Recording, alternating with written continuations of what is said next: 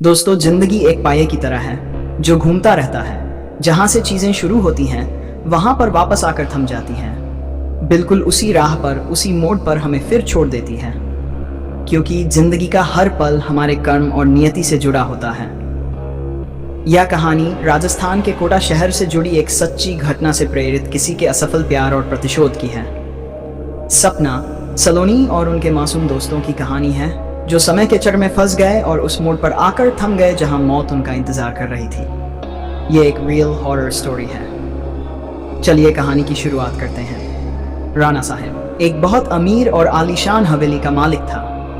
उन्हें अपने से 10 साल छोटी उम्र की लड़की से प्यार हो गया था, लेकिन वह लड़की राणा साहब को अपने प्यार के जाल में फंसाकर उनकी जायदाद को छीन लेना चाहती थी। एक बार उस लड़की ने अपने प्रेमी के साथ मिलकर राणा साहब को मार मार कर जिंदा जमीन में गाड़ दिया। राणा साहब चिल्लाए, लेकिन उस लड़की ने उनकी एक न सुनी। बाद में राणा साहब मरते मरते शपथ दी, मैं किसी को नहीं छोड़ूंगा, हर प्रेमी को मार दूंगा। जिस तरह मेरे साथ धोखा हुआ है, मैं हर प्रेमी को मिटा दूंगा, मैं सबको मिट्टी में मिला दूंगा। और राणा साहब की मौत हो गई। उस दिन के बाद वह जगह और वह हवेली शांत हो गई थी।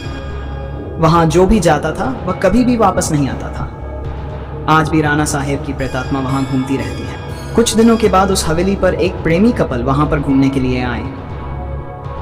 सपना और रजत, उन दोनों की सगाई हो चुकी थी, लेकिन शादी करनी बाकी थी। सपना अपने घर में किसी को कुछ बताए बिना रजत के साथ आई थी। सपना और रजत मजाक मस्ती में उस जगह पहुंच गए जहां पर राणा साहब जो जिंदा दफन कर दिया था।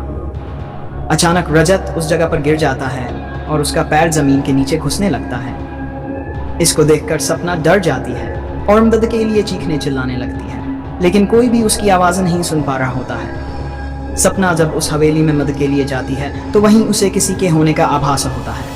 उसी वक्त तुरंत सपना गिर जाती है और कोई उसका पैर पकड़कर उसी जगह पर खींच के ले जाता है जहां राणा साहब और रजत दफन हुए थे। बाद में सपना भी उसी जगह पर दफन हो जाती है। कुछ दिन बाद जब सपना अपने घर नहीं पहुंचती है तो उसकी बहन सलोनी अपने पति समीर और कुछ मित्रों के साथ उसे ढूंढते ढूंढते उस हवेली पर पहुंच जाते हैं। एक्टिविटी का एक्सपर्ट है। जब वो सब उस हवेली पर पहुंचते हैं तो समीर को पता चल जाता है कि यहाँ पर किसी बुरी आत्मा का वास है। उसने सबको सूचित कर दिया। उसी रात को उन सभी के साथ कुछ अजीब गरीब घटनाएं होने लगती हैं, जैसे कि नल से पानी टकना, अपने बेडरूम में मिट्टी का आ जाना, रूम की खिड़की या अपने आप हिलने लगना, किसी के रोने की ओर चिल्लाने की आवाज आना। यह सब देखकर वे सभी डर जाते हैं और उनमें से एक भागने की कोशिश करता है, लेकिन राणा साहब की प्रेतात्मा उसे भी जिंदा दफन कर देता है। दूसरे दिन जब उन लोगों को पता चलता है कि उनका एक साथी गायब है, तब वे लोग और भी डर जाते हैं। लेकिन समीर बताता है कि हमें यहाँ से बाहर निकलना है तो हमें उस आत्मा को बुलाना होगा और उनसे पूछना होगा कि वह आखिर चाहती क्या है। डर के मारे सभी लोगों ने समीर की बात मान ली और आत्मा को बुलाने के लिए तैयार हो गए। समीर ने एक रूम में सभी तैयारियां कर ली और बताया कि जब तक हम आत्मा से पूरी जानकारी नहीं लेते हैं तब तक कोई इस रूम से बाहर नहीं जाएगा, और कुछ भी हो जाए कोई किसी का हाथ नहीं छोड़ेगा। समीर ने तंत्र मंत्र से आत्मा को बुलाना शुरू कर दिया। कुछ ही देर में तेज पवन और बिजली के साथ राणा साहब की आत्मा उस रूम में आ गई। समीर ने उस आत्मा से बात की, आखिर तुम चाहते क्या हो? तो लोगों को क्यों मार रहे हो? तुम कौन हो? राणा साहब की आत्मा ने कहा, निकल जाओ यहाँ से, मैं किसी को भी नहीं छोड़ूंगा, सब मारे जाएंगे, जो भी यहाँ आया उन सबको मार दूंगा। इतना कहकर वो आत्मा चली गई। वे लोग बाद में सपना की आत्मा को बुलाया और पूछा, आखिर उसके साथ हुआ क्या था? सपना की आत्मा ने उन सभी को सारी सच्चाई बताई और कहा, मुझे राणा साहब ने जमीन के नीचे दफन कर दिया है, प्लीज मुझे यहाँ से निकालो। सलोनी ने अपनी बहन सपना से पूछा, राणा साहब की आत्मा को कैसे मारा जाए? सपना ने बताया कि जहां राणा साहब ने हम सबको दफनाया है वहां पास में माताजी का त्रिशूल है। उस त्रिशूल से राणा साहब की आत्मा को मार जा सकता है और इस महल को उनकी चंगुल से बचाया जा सकता है।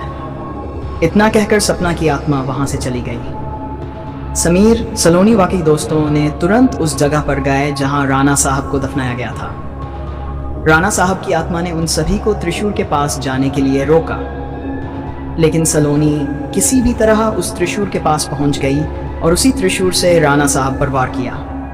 कुछ ही देर में राणा साहब और उनके साथ वे सभी आत्माएं मुक्ति पा ली जिन्हें राणा साहब ने दफनाया था। दोस्तों, आपको ये कहानी कैसी लगी? कृपया हमें कमेंट करके ज़रूर बताएं।